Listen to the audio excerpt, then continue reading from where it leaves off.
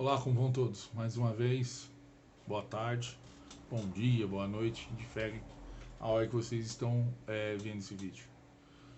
Hoje eu vou conversar com vocês a respeito de uma coisa que atinge muito, e muito especificamente o Brasil. Qual é a minha visão sobre essa ação que, na minha opinião, é um dos pilares da nossa desconstrução social que a gente anda tendo. A questão da impunidade, né? A impunidade em todos os âmbitos, né? Tipo, fez merda, paga a merda e acabou. É meio evidente, né? Os religiosos acreditam em justiça divina, nessas coisas. Como eu disse para vocês, eu não tenho uma religiosidade baseada em divindades nem nada, então vou me recolher um pouco a esse assunto. Mas a justiça humana, né? A justiça humana, num contexto geral, código de leis, código de punições e tudo, no Brasil além de mal montada, dificilmente é aplicada, né? O que gera uma impunidade absoluta e grande, principalmente para pessoas mais abastadas ou pessoas que têm um conhecimento um pouco maior das mecânicas e das engrenagens do sistema. O que eu tenho a dizer para vocês, assim, na minha visão pessoal, evidentemente, sempre a minha visão pessoal, mas eu gostaria que vocês entendessem e vocês se colocassem nas situações que eu explico. Só assim a gente vai conseguir evoluir, tá? Uma gestada aqui rápida, como sempre, como eu disse para vocês, eu não vou editar nada, não sou editor, quero bater um papo com meus amigos, é isso que mais me interessa. Então vamos lá. Entenda o seguinte, a impunidade em si, ela gera muito mais crimes, às vezes, do que o próprio espírito criminoso das pessoas. Vou explicar. Olha, pode não fazer sentido no começo, mas vocês vão entender do meio para frente do vídeo, né? Vou tentar ser um pouco mais curto nisso. Quando uma pessoa comete um crime e esse crime ele é passível de uma punição mais severa, o que acontece? Uma prisão, uma restrição de locomoção, por exemplo, essas coisas. E essa coisa ela não foi aplicada, essa punição não foi aplicada, o que gera dentro dessa pessoa? Gera o senso de impunidade, que eu posso fazer de novo, que não vai acontecer nada. Então vamos... lembrando, tá, gente, o termo criminoso que eu estou dizendo são para criminosos comprovadamente criminosos, onde não se há dúvida do ato ilícito, ok? Não é suspeitos nem nada, é criminoso. O cara vai lá, assalta a mão armada, comprovado, tudo. Um exemplo, tá? Lógico, assalta a mão armada é apenas um exemplo. Mas só para vocês entenderem como funciona a impunidade, né? Os crimes mais comuns do Brasil é o roubo. Então vamos lá, imagine o seguinte: um assaltante cometeu o assalto, pelos mecanismos do judiciário, ele ficou impune, voltou para a rua, ficou lá 2 meses, ficou um pouquinho preso, passou o processo, ganhou liberdade, bom. O que ele vai fazer? Dificilmente um cara que não foi punido, ele vai parar, não, vamos parar, eu vou trabalhar. É difícil. Existem casos, todas as regras existem as exceções, mas é difícil, tá? Quais as situações que esse cara vai passar de novo e vai colocar outras pessoas em risco?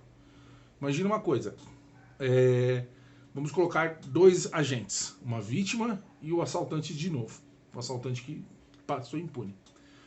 Aí ele vai ao evento do assalto, ele assalta a pessoa. A gente tem várias variáveis dessa situação. A vítima não reage e fica sem o bem. Às vezes esse bem é o meio de manter a empresa, de manter a família, de trazer o sustento para si e tudo, como um carro de trabalho, alguma coisa assim. Essa pessoa já dá uma quebrada na empresa. Ok? Isso talvez seja o menor dos efeitos. A vítima não reage e fica sem o bem e sem a vida. Já a gente conhece inúmeros casos de que o bandido mata apenas por prazer.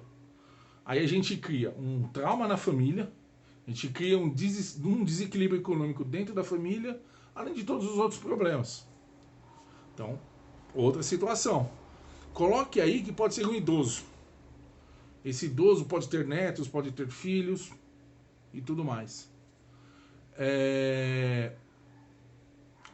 Aí a gente tem também a questão de um filho cuidando de um idoso. Imagina um filho que é filho único, cuidando do pai, passa por esse assalto, fica sem o bem que lhe garante o sustento e fica às vezes sem a vida para cuidar do pai. Olha isso. Só em duas situações. Aí a gente tem uma terceira situação nesse mesmo escopo, né? A vítima reage, mata o assaltante e a família do assaltante fica com trauma. Porque embora o assaltante tenha uma família, existem pessoas de bem nessa família e que podem muito bem nutrir bons sentimentos para com essa pessoa. Não deixa de ser uma pessoa. Então você arrebentou com a família do assaltante também, né? Lembrando que essa vítima que reagiu, ela vai ter porte de arma, ela vai ter permissão, ela vai ter treino, senão ela se torna outro bandido. Lembrando disso, essa é a minha opinião. Aí imagina o seguinte, no ambiente do assalto a gente tem outros eventos. Um policial vem, interfere no assalto, e o criminoso reage e o policial mata ele. Aí, de novo, a corporação vai ser culpada, vai ter um monte de gente falando mal da corporação, e a família do bandido também vai ser traumatizada. Porque, como eu disse antes, existem pessoas de bem que podem vir a gostar daquela pessoa especificamente. Aí o criminoso mata o policial, né, na ação, e aí deixa a família do policial na mesma situação da vítima.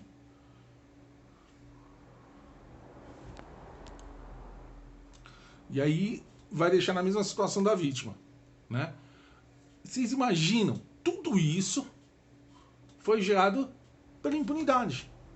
Imagina que se o bandido estivesse cumprindo a punição dele, preso, recebendo as sanções legais necessárias, né, estando preso, estando com sua liberdade cerceada, entendeu? Naquele ambiente onde está cheio de iguais, ele não vai assaltar os iguais ali. A gente sabe o que acontece, né? Então, vai reduzir a chance de ele se colocar nesse ambiente. Vai reduzir muito a chance dele se colocar num ambiente nessas situações, fora as inúmeras outras situações, né? A gente tem outras, mas essas são as mais simples. Vocês entenderam o que a impunidade é capaz de fazer, às vezes, no sistema social? A impunidade gera isso que eu estou mostrando para vocês. Então, é assim, quem acha que a impunidade do sistema jurídico às vezes não afeta você porque você anda na linha, olha a quantidade de exemplos que eu dei, você sendo a vítima, você às vezes sendo policial, às vezes você vendo o policial morrer na sua frente, defendendo a sua vida. Então, tem N processos. Evidentemente, estou dizendo assim, o policial defendendo a vida. Sabemos que existem uma parte também que não seguem tão à risca essa linha, né?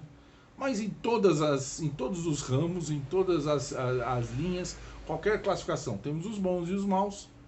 Isso é evidente, não existe nenhuma classificação dentro da categoria humana que seja 100% boa ou 100% ruim. Não existe, né? Então, a questão é essa. A impunidade do sistema gera muito mais problemas do que se a punição fosse aplicada.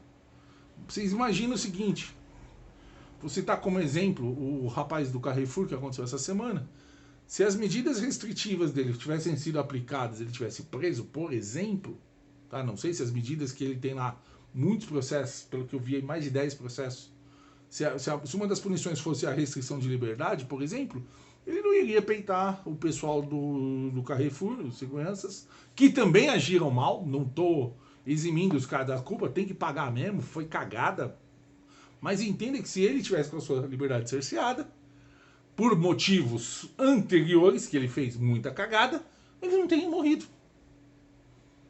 Entendeu? Então a impunidade deu asa para ele, ele pegou essa asa, abriu num lugar onde não dava para abrir, né? E a asa foi cortada, né? Fazendo uma analogia meio tosca. Mas vocês entenderam que a impunidade é muito ruim, não só na visão superficial, mas se a gente for pegando as situações, a impunidade é muito ruim. Então a gente tem que sempre pedir para que os sistemas funcionem, né?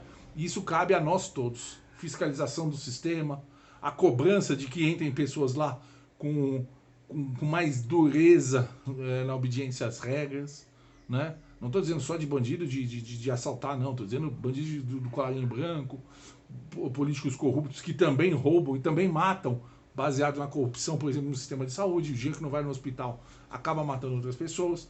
Entenda isso. Estou dizendo que a impunidade, abrangentemente, a impunidade mata muito. Cria situações bizarras, né? E é isso que eu gostaria de passar para vocês. Pensem, assim, não sou o dono da razão. Eu já disse isso para vocês. Eu não sou o dono da razão. Pensem, apenas pensem. Imaginem essas situações que são muito... Você ouve essa situação o dia inteiro, todo dia. Então pensem nessa situação. Imagine que se não houvesse a impunidade, o bandido não estaria lá fazendo atrapalhada. Simples assim. E quem tivesse a vontade de tentar fazer isso, saberia que ia se dar mal, em alguma hora ia se dar mal, e não iria fazer. Então, é um círculo vicioso que a gente tem hoje, que a gente pode transformar num círculo virtuoso, se a impunidade for quebrada. A gente tem que quebrar esse elo da corrente. Punir realmente quem precisa ser punido.